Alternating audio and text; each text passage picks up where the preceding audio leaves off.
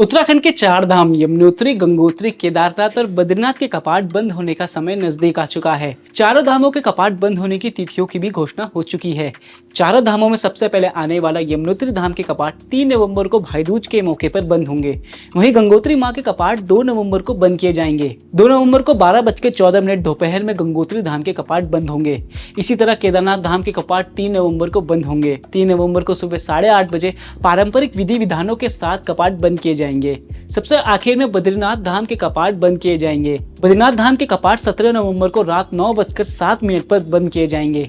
चारों धामों के कपाट बंद होने के बाद वहां स्थित देव डोलियां अपने शीतकालीन निवास के लिए प्रस्थान करती है और अगले 6 महीने तक उनकी पूजा अर्चना इन्हीं शीतकालीन स्थानों पर होती है। तो अगर आप चार धामों के दर्शन करने के लिए जाना चाहते हैं तो आपके पास अब बहुत ही कम समय बचा हुआ है। हालांकि अगर आप इन चारों धामों के दर्शन कपाट बंद होने से पहले नहीं कर पाए हैं तो चिंता करने की बात नहीं है। आप इनके दर्शन कपाट बंद होने के बाद भी कर सकते हैं। हिमालय में बस इन चारों धामों में ठंडियों में पहुंचना बहुत ही मुश्किल होता है। ऐसे में अगर आप इनके दर्शन करना चाहते हैं तो आप इन देवों के शीतकालीन निवास पर पहुंच सकते हैं और दर्शन पा सकते हैं। अब इन चारों धामों के शीतकालीन निवास कहाँ है, कैसे आप वहां पहुंच सकते हैं, इस रिपोर्ट में आपको दे रहे हैं पूरी डिटेल। सबसे पहले आपको बताते हैं मां यमुना के शीतकालीन निवास के बारे में। यमुना मां का शीतकालीन निवास खरसाली गांव में है। खरसाली से यमुनोत्री धाम की दूरी 6 किलोमीटर है, जबकि जिला मुख्यालय उत्तरकाशी से खरसाली की दूरी 134 किलोमीटर है। खरसाली गांव सड़क से जुड़ा हुआ है। शीतकालीन प्रवास स्थल होने के कारण खरसाली गांव को यमुना का मायका भी कहा जाता है। इसलिए जो लोग गर्मियों में यमुनोत्री धाम के दर्शन नहीं कर पाते हैं वो खरसाली गाँव में आकर दर्शन करते हैं। खरसाली पहुंचने के लिए आपको सबसे पहले पहुंचना होगा जानकी चट्टी। जानकी चट्टी से 1 किलोमीटर का पैदल रास्ता पार कर आप पहुंचते हैं खरसाली गांव। खरसाली गांव में ही यमुना मां बाकी के 6 महीने निवास करती है। यहाँ ज्यादा ठंड होने की वजह से श्रद्धालु भी कम आते हैं, तो आपके लिए लाइन में लगने की टेंशन भी खत्म हो जाएगी और आप आराम से मां यमुना के दर्शन कर आशीर्वाद प्राप्त कर सकते हैं। मां यमुना के बाद दूसरा धाम आता है मां गंगोत्री का। मां गंगा का शीतकालीन निवास मुखबा है। मुखबा गंगोत्री से लगभग 27 किलोमीटर पहले आता है और हर्षिल से करीब 4 किलोमीटर बाद। गंगोत्री धाम के कपाट बंद होने के बाद मां गंगा को डोली में बैठाकर पूरे रीति रिवाजों के साथ मुखबा लाया जाता है। मां गंगा बाकी के 6 महीने यहीं विराजती है, यहीं उनकी पूजा अर्चना होती है।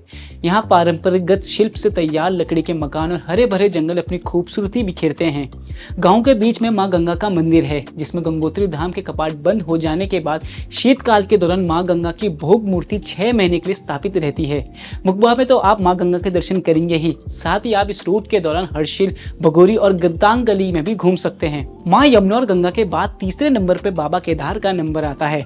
बाबा केदार के धाम पहुंचने के लिए आपको गौरीकुंड से करीब 16 किलोमीटर का ट्रैक करना पड़ता है, लेकिन ठंडी के वक्त यहां से सफर करना काफी मुश्किल हो जाता है और यही वजह है कि इस दौरान बाबा केदार के दर्शन आपको उनके शीतकालीन निवास पर हो सकते हैं। उत्तराखंड के रुद्रप्रयाग जिले के ऊखीमठ में ओमकेश्वर मंदिर है।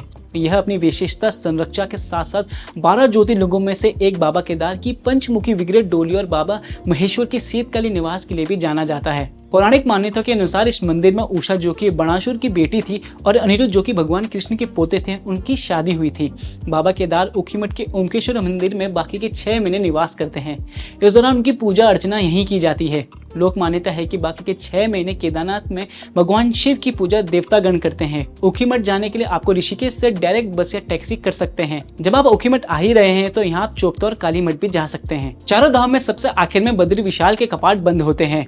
17 नवंबर को जब बद्रीनाथ के कपाट बंद होंगे तो बद्रीनाथ भी अपने शीतकालीन निवास की तरफ प्रस्थान करेंगे। बद्री विशाल का शीतकालीन निवास है नरसिंह मंदिर, जो कि ज्योतिर्मठ यानी जोशीमठ में स्थित है। बद्रीनाथ धाम के शीतकाल में कपाट बंद होने के बाद भगवान नारायण की प्रतिमा को बद्रीनाथ धाम के गर्भगृह में विराजित किया जाता है। वहीं आदि गुरु शंकराचार्य की गद्दी ज्योतिर्मठ स्थित नरसिंह मंदिर में रख दी जाती है। इसके साथ ही उद्धव जी और कुबेर जी की डोली पांडुकेश्वर योगदान बद्री में विराजित की जाती है।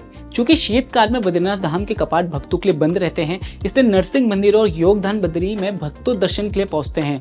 कपाट बंद होने के बाद 6 महीने यहीं बद्री विशाल की पूजा की जाती है। ज्योतिर्मठ के लिए आपको ऋषिकेश या हरिद्वार से डायरेक्ट बस और टैक्सी मिल जाएगी। शीतकाल में भले ही पहाड़ों की तरफ यात्री कम आते हो, लेकिन यहाँ बहुत ही जबरदस्त ठंड पड़ती है। ऐसे में अगर आप चारों धामों के शीतकालीन निवास के दर्शन के लिए आ रहे हैं या फिर पहाड़ों पर घूमने की आपकी पूरी तैयारी है तो गर्म कपड़े अपने साथ जरूर रख लें। इसके अलावा एनर्जी बार समेत दूसरी जरूरी चीजें भी साथ रख लें। आपको अपनी सेहत और ठंड का ध्यान जरूर रखना होगा। ये तो बात हो गई इस साल की, लेकिन अगर आप 4 धाम की यात्रा अगले साल करने की सोच रहे हैं तो आपको हमारी ये रिपोर्ट जरूर देखनी चाहिए। इसमें हम लोग को विस्तार से बताया है कि आप 4 धाम यात्रा के दौरान किन किन बातों का ध्यान रखना चाहिए। जरूर देखिए और इस रिपोर्ट को लाइक शेयर करना ना भूलें। साथ ही इस चैनल को सब्सक्राइब भी जरूर करें। धन्यवाद।